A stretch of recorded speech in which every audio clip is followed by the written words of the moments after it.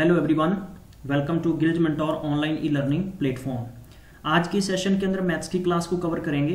Profit and loss के अंदर जो हम पार्ट 2 को कवर करेंगे, इसके अंदर बहुत ही खूबसूरत ट्रिक्स बताने जाऊंगा मैं आपको। सबसे पहले तो मैं आपसे कुछ बातें करनी थी मुझे। पहले नंबर तो ये बात बताइए कि बहुत सारे बच्चों को प्रॉब्लम आ रही थी, सर साउंड प्रॉब्लम है। प्लीज़ आप कमेंट बॉक्स में बताएं कि ये साउंड आपको सही आ रहा है कि नहीं आ रहा। सेकेंडली, कुछ बच्चों को ये प्रॉब्लम थी कि जो मैंने डीडीएफ का फंडा बताया था, डिजिटल धमाका फंडा के बेस पे, कि कुछ बच्चों को ये भी दिक्कत आ रही थी, सर इसको प्लीज़ आप री एक्सप्लेन कर दें। तो मैं इसको आप एक क्वेश्चन लेकर दोबारा समझा दूंगा आपको भी किस तरह से आपको अपना टाइम को बचाते हुए क्वेश्चन को सॉल्व कर सकते हैं। नेक्स्ट, कुछ बच्चों को ये दिक्कत आ रही थी कि सर करंट अफेयर्स की क्लासेस प्लीज़ आप हमें दे दीजिए, क्योंकि स्पेशली जिन बच्चों के एग्जाम पुड्डा और कानूगो का एग्जाम आ रहा है, तो विद्वान मित्रों की मैं आपसे गारंटी करता हूं कि इसी वीक के अंदर हम पंजाब के सभी जीके को कवर करेंगे। सेकेंडली, हम लोग आज जुलाई का जो आपको कल मिल जाएगा, पूरे जुलाई सेशन का, जुलाई मंथ का जो है करंट अफेयर्स, आपको कहीं से की बुक्स वगैरह लेके पढ़ने की जरूरत नहीं है। फिर भी कुछ विद्वान बंधु अगर पढ़ना चाहते हैं, हमारे फेसबुक पेज पर गिल्ड एसएससी मेंटोर पर जाएं, वहां पर फ्री ऑफ कॉस्ट में आपको स्टडी नोट्स मिल जाएंगे अगर आप डाउनलोड करना चाहते हैं।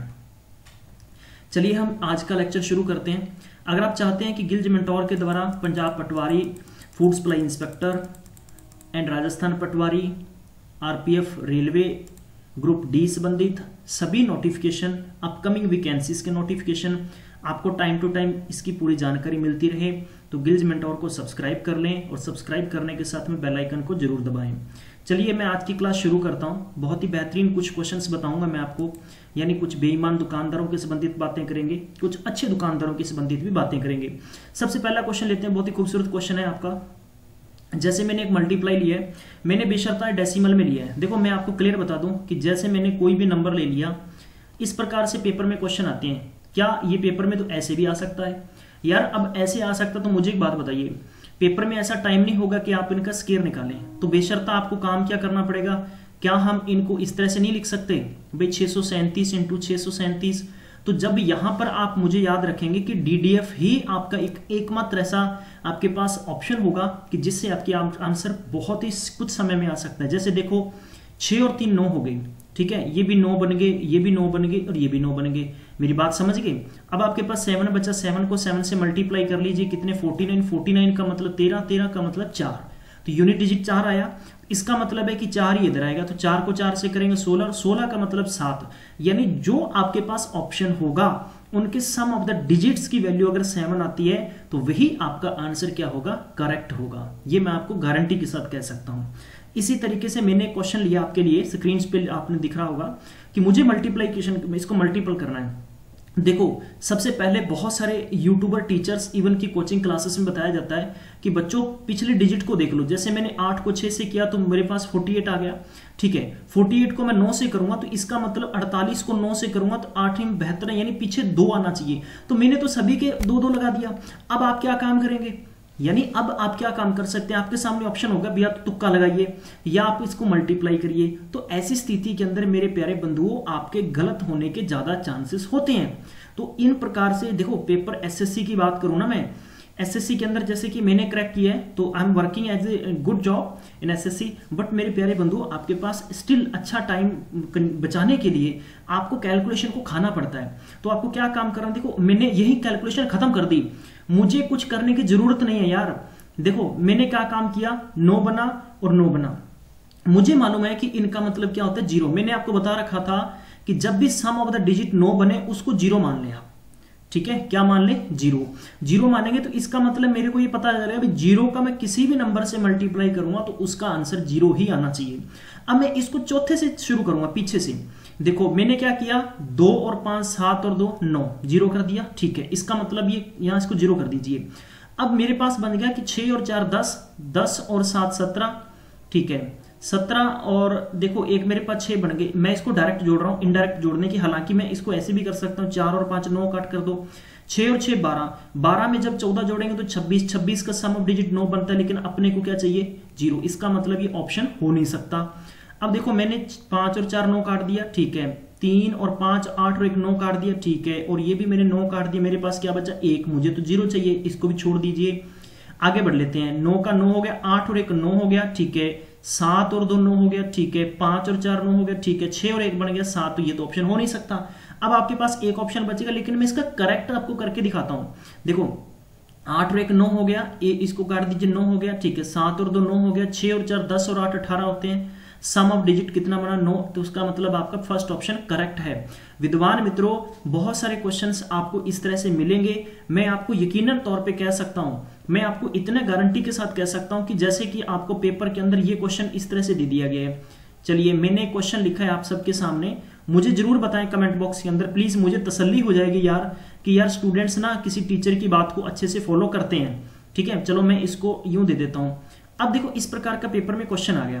अब आपको करना क्या पड़ेगा, देखो इनका या तो आपको स्पेकुलेशन करना पड़ेगा। भाई स्पेकुलेशन का मतलब ये होता है कि हम लोग क्या करेंगे ना, शुरू के डिजिट मान लेंगे, जैसे 6 का स्क्वायर कर लिया, 9 का कर लिया, फिर हम लोग इसका 9 का स्क्वायर करके हम इसको माइनस में कर लेंगे। क्लियर, एक तरीका तो ये हो गया। अब मैंने यहाँ पर प्लस और माइनस दे दिया। देखो डीडीएफ को आप देखो किसी प्लस में लगाएं किसी माइनस में लगाएं, कहीं कतई फर्क नहीं पड़ता, बेशर्ता आपको इसकी टेक्निक और तरीका सीखना, और ये सारे के सारा सीख पाएंगे प्रैक्टिस पे। तो मैं आपको सजेस्ट ये करूंगा कि एक दिन कम से कम आप 20 से 25 मिनट निकालकर और आप मोबाइल फोन रख लीजिए बड़े बड़े मल्टीप्लाई करके, और उसे एक्यूरेट चेक करके देख लीजिए, आपको नेक्स्ट टाइम जरूरत नहीं पड़ेगी। ठीक है, चलिए हम आगे बढ़ते हैं। पहला क्वेश्चन लेते हैं। Orange are bought at the rate of 10 rupee 25 and sold at the rate of 9.25। कहने का मतलब मैंने 10 खरीदे हैं संतरे 25 रुपए के हिसाब से, मैंने 10 खरीदे 25 रुपए के हिसाब से, और मैंने क्या काम कर दिया, इनको बेच दिया किस हिसाब से, यानी 9 बेच दिए मैंने 25 रुपए के हिसाब से। तो मुझे बताना है कि आपको कि प्रॉफिट हुआ है लॉस हुआ है। देखो सबसे पहले बंधुओं मैंने आपको एक ट्रिक बताई थी, हालांकि देखो सबसे पहले मैं काम करता हूं कि मैं आपको प्रोसीजर बताता हूं इस क्वेश्चन का। मैंने लिखा कि भैया 10 रुपए के 25, ठीक है, माफ करना 25 रुपए के 10, 25 रुपए के 10, तो दिक्कत होगी तो हम इसको यूं लिख लेते हैं 25 के 10। क्लियर होगी, ठीक है, और 25 के 9 के हिसाब से बेच दिया। अब मेरे को इसमें सबसे पहले तो अब क्या कर लें, आप एलसीएम निकाल लें, इन सबका एलसीएम करेंगे, तो एलसीएम एक फंडा तो ये हो गया। ठीक है, उसके बेस से आपको क्या करना पड़ेगा, इनका सीपी निकालना पड़ेगा। सबसे पहले तो इनकी कॉस्ट निकालनी पड़ेगी पर की, एक की, फिर आपको एक का सेलिंग प्राइस निकालना पड़ेगा, एक का बेच रेट क्या है, फिर उसमें आपको क्लियर हो जाएगा कि फायदा या घाटा है। तो ये बात मेरी समझ गए, लेकिन मैं आपको ज्यादा चक्रों में नहीं डालूंगा कि आपको क्या काम करना है। सबसे पहले आपको लिखना है कॉस्ट, यानी 25 रुपए की कितने हैं 10, बेचे किस हिसाब से, 25 के बेचे 9, 25 के कितने बेचे 9, याद रखें खरीदे और बेचे। अब आपको क्या करना, दोनों को क्रॉस मल्टीप्लाई कर देंगे। क्या कर देंगे आप, क्रॉस मल्टीप्लाई कर देंगे। क्रॉस मल्टीप्लाई कर देंगे तो ये हो गए 250 और ये हो गए 25 निमा 225। ठीक है, मेरी बात को अच्छे से समझने की कोशिश करें। मैंने कल आपको ट्रिक बताई थी, जब भी आपको प्रॉफिट या लॉस निकालना है तो उसके लिए आपको क्या लिखना था, कॉस्ट माइनस में एसपी अपॉन में एसपी इंटू 100। ठीक है, इस क्वेश्चन को इस तरह से मत समझें कि प्रॉफिट परसेंट या लॉस परसेंट निकालना है। प्रॉफिट परसेंट लॉस परसेंट विद्वान मित्रों हमेशा उसके अपॉन में एक्चुअल प्राइस आता है, यहां पर सेलिंग प्राइस पे कभी नहीं निकलेगा। लेकिन आप मुझे बताइए, अगर आपने मान लो कि कोई चीज 250 की खरीदी है 225 की बेची है, इसका मतलब आपको फायदा हुआ है घाटा हुआ। भाई 250 की कोई चीज खरीदी है 225 की आप बेच रहे हैं, तो यहां पर तो एग्जैक्टली आपके पास क्या हो रहा है, लॉस हो रहा है। ठीक है, अगर कोई चीज 225 की खरीदी होती और 250 की बेची होती तो आपको क्या होता, फायदा होता। इस स्थिति में आपको क्या काम करना है, देखो इस स्थिति में प्यारे बंधु आपको समझ रखना है कि आपको प्रॉफिट पूछा है, तो इसका मतलब हो कि मेरी 225 मेरी खरीद होगी और 250 मेरी बेच होगी, अपॉन में मैंने क्या कर लेना 250 हो गया। तो कहने का मतलब हम इसको 25 बटे में 250 इंटू 100 कर लेंगे तो कितना हो गया, 10 से कट कर देंगे तो हमें ओवरऑल कितने परसेंट इसका प्रॉफिट होगा, 10% प्रॉफिट होगा। हाँ जी, तो ये समझ गए होंगे। जब भी पेपर में इस तरह के क्वेश्चन आए तो आपको याद रखना है कि इस ट्रिक के साथ अपने आंसर्स निकाल सकते हैं। ठीक है, जैसे मैंने एक क्वेश्चन लिखा आपके लिए कि a man bot A pencil eight the rate of the 4 रुपए and sold at the rate of 4 रुपए पर 6, यानी उसने क्या काम किया। इस क्वेश्चन को हम दो तरीके से कर सकते हैं। पहला तरीका तो आपको समझा देता हूं कि इस क्वेश्चन का, हाँ जी, तो इसी क्वेश्चन को हम यूं समझ सकते हैं कि मैंने क्या किया, मैं मार्केट के अंदर गया, पेंसिल मैंने 4 रुपए की 6 पेंसिल मैंने खरीदी है, तो 4 रुपए की 6 खरीदी है और मैंने 4 रुपए की यानी 6 रुपए की 4 बेच दी। तो बताइए कि इस प्रॉफिट या आपके पास लॉस दोनों पूछे जा सकते हैं। सबसे पहले आपको यहाँ पर यानी रेट लिख लेंगे और यहाँ जो आपके पास आर्टिकल होगा उसको लिख ले मेरे प्यारे बंधुओं। 4 रुपए के 6 थे और 6 रुपए के 4 के हिसाब से बेचे, तो इन दोनों का मल्टीप्लाई कर लें तो कितना हो गया 36। ठीक है, और आपके पास इन दोनों का कर लेंगे तो 16। मेरी बात समझ गया कि कितना हो गया 16। अब इसका मतलब क्या है कि आपको क्वेश्चन के अंदर पूछा है गेन, तो 16 रुपए की चीज खरीदी 36 की बेची, तो इसका मतलब 20 बटा में बेच रेट 36 इंटू 100 कर देंगे। ठीक है, तो मैं कर दूंगा 5 और यहां हो गया 9, तो 500 को 9 से डिवाइड कर दें, तो ये आपका क्या निकलेगा, प्रॉफिट परसेंट इसका आंसर आ जाएगा। मैं उम्मीद करता हूं ट्रिक समझ में आ गई होगी। ठीक है, इसी तरीके से हम अगला क्वेश्चन लेते हैं। मैंने लिखा क्वेश्चन के अंदर की कॉस्ट प्राइस ऑफ आर्टिकल 800 रुपए है। भाई 800 रुपए इसकी कॉस्ट प्राइस है, तो सीपी हो गया इसका 800 रुपए। वो कहता है कि दुकानदार क्या करता है कि 10% डिस्काउंट देता है और उसे तो भी 12.5% प्रॉफिट होता है। बताइए कि इसका जो मार्केट प्राइस है, एमआरपी रेट है, वो क्या होगा। देखो यार, इस क्वेश्चन को 2-3 तरीके से कर सकते हैं, बट मैं नहीं मानता कि ये पेपर, देखो मैंने ये क्वेश्चन सबसे पहले उठाया एसएससी का, प्रीवियस ईयर पेपर में आया। ठीक है, सेकेंडली क्या था कि ये जो क्वेश्चन था ये लास्ट टाइम आपका एक्साइज इंस्पेक्टर के पेपर में था, पंजाब एक्साइज में, तो मैंने वहां से क्वेश्चन पिक किया ताकि मैं आपको रिपीट भी करवा दूं भी किस तरह के पेपर में क्वेश्चन आगे आ सकते हैं। तो आपको काम क्या करना है इसके लिए, सबसे पहले मान लो, अगर मैं मान लेता हूं कि इसका मार्क प्राइस x रुपए है जिस पर 10% डिस्काउंट है, तो मैं क्या 9/10 नहीं लिख सकता, लिख सकते हैं ना हम लोग। ठीक है, अगर मैं मान लीजिए किसी चीज का 1000 रुपए रेट है, तो उस पर मैं आपको 10% डिस्काउंट दे रहा हूं, इसका मतलब है कि मैं आपको 900 की दे रहा हूं, तो 900 की कॉस्ट किसके बराबर होगी, जो उसकी खरीद रेट इंटू कितना है आपको, तो भी 12.5% उस पर क्या मिल रहा है, प्रॉफिट मिल रहा है। ठीक है, तो मैंने यहाँ पर 1000 क्यों लगाया, क्योंकि परसेंट हटाएंगे तो आपके पास 100 और डेसिमल हटाएंगे तो 0, तो 20 से 20 कैंसिल होगी, तो 10 से 10 कैंसिल हो गया, इनसे डायरेक्ट आप कैंसिल कर सकते हैं। ठीक है, तो अब प्यारे बंधुओं इसका जो आंसर होगा आई थिंक बहुत इजी आपके सामने हो गया है, तो अब आप बहुत इजीली इसका आंसर निकाल, हाँ जी समझ गए। फिर भी मैंने 12.5% किया, तो 12.5% को थोड़ा सा दुरुस्त करके हम लिखेंगे 9x इज इक्वल अपने पास कितना होगा 80 इंटू 100 यानी 1125 है, क्योंकि प्रॉफिट है प्यारे बंधुओं, तो हम लिखेंगे 100 पे जब प्रॉफिट होता है तो आप 100 प्लस लिखेंगे, लॉस होगा तो भी आपका 100 में से माइनस करेंगे। तो इनकी वैल्यू को निकाल लीजिए, अब डायरेक्ट 9 से कैंसिल करने की उम्मीद रखता हूं मैं। 9 कितने बच गए आपके पास 2, और इधर है आपके पास 22, तो 9 दूनी 18, कितने बच गए 9 5 45, तो 125 को 8 से करेंगे तो आपके पास कितना आंसर आ जाएगा इसका 1000 रुपए इसकी कॉस्ट प्राइस, यानी आपके पास माफ कीजिएगा मार्क प्राइस इसका निकल के आ जाएगा। तो जब भी पेपर में इस तरह के क्वेश्चन आए तो उनका यू आंसर आप निकाल सकते हैं। नेक्स्ट क्वेश्चन आपको selling price of an article 75 रुपए equal to the profit of an article that of its cost price, तो फाइंड द कॉस्ट प्राइस। बहुत ही खूबसूरत क्वेश्चन है, ज्यादातर बच्चे इस प्रकार के क्वेश्चन के अंदर कहने का मतलब कि वो कर ही नहीं सकते यार। कैसे नहीं कर सकते, देखो करेंगे तो टाइम कंज्यूम करेंगे। पहला ऑप्शन 40 लिख दिया, दूसरा 50 लिख दिया, तीसरा 60 लिख दिया, 70 लिख दिया। देखो मैं आपको सजेस्ट करूंगा हिंदी के अंदर मैं क्वेश्चन बताऊं कि कोई चीज है 75 रुपए में बेचने पर उसे उतने % का लाभ होता है जो कि उसका कॉस्ट प्राइस था। अगर मान लो इसका कॉस्ट प्राइस 90 रुपए है तो 90 आपको इस पे प्रॉफिट हो रहा है, तो ये आर्टिकल 75 का बेचा जा रहा है। तो ये तो मैंने एक आइडिया बताया आपको, न कि इसका आंसर बताया। मैं कह दूं कि 40 रुपए की खरीद होती तो 40 रुपए प्रॉफिट हो रहा है, तो इसको हम 75 रुपए बेच रहा हूं, तो ये चीज आपको बतानी कि इसकी कॉस्ट प्राइस क्या होगी। इस प्रकार के क्वेश्चन के 2 से 3 तरीके हो सकते हैं, लेकिन मैं प्यारे बंधु सजेस्ट करूंगा कि आप इसका आंसर है जो आप ऑप्शन से निकाल सकते हैं सबसे अच्छे तरीके से। ठीक है, अगर मैं बात करूंगा कि मैंने यहां पर सेलिंग प्राइस इक्वल लिख लिया, तो मैं कॉस्ट प्राइस इनटू क्या करूंगा कि 100 प्लस में प्रॉफिट डिवाइड बाय क्या कर लेते हैं 100। एक तरीका तो मैं इस तरीके से निकाल सकता हूं कि मैंने पर्टिकुलर क्या किया, हर एक वैल्यू को इसमें उठा के रख देना है। कि मान लीजिए कि मैंने ऑप्शन से उठाया, तो मैंने इसका सेलिंग प्राइस कितना लिखा, हाँ जी थोड़ा स्पेस चाहिए मुझे, मैंने सेलिंग प्राइस इसका 75 लिखा।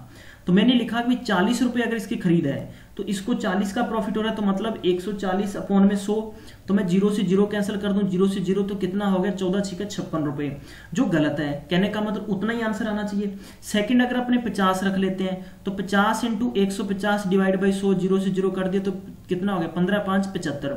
तो ये आपका ऑप्शन सही बैठ रहा है एकदम, कोई दिक्कत नहीं है, कोई दिक्कत नहीं है। सेकंड इसकी प्रोसीजर क्या होगी, इस क्वेश्चन का सेकंड तरीका ये हो गया कि मान लीजिए कि आपके पास कॉस्ट कितनी x रुपए है, कॉस्ट कितनी x रुपए और प्रॉफिट कितना हो रहा है आपको x% ही होगा।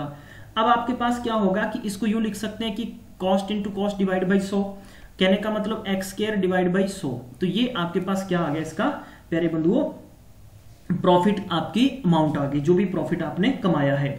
सेकंड अगर मैं लिखूं कि मेरे पास ये प्रोडक्ट अगर कॉस्ट प्राइस है तो कॉस्ट प्राइस प्लस में प्रॉफिट इज इक्वल क्या होगा, मेरे पास सेलिंग प्राइस यही होता है ना भाई, खरीदी गई चीज पे जो प्रॉफिट होगा वो सेलिंग प्राइस बन जाता है आपका टोटल, है ना। तो हम क्या कॉस्ट प्राइस एक्स माना था, सेलिंग इसका प्रॉफिट कितना था x square divide by 100 is equal selling price आपका कितना है 75 रुपए है। तो अब इसका इक्वेशन बन जाएगा, इक्वेशन क्या बन जाएगा 100x प्लस में एक्स स्क्वायर इज इक्वल कितना हो गया 7500। तो एक्स स्क्वायर मैं लिखूंगा कि 100 प्लस एक्स और माइनस के 7500 इज इक्वल 0।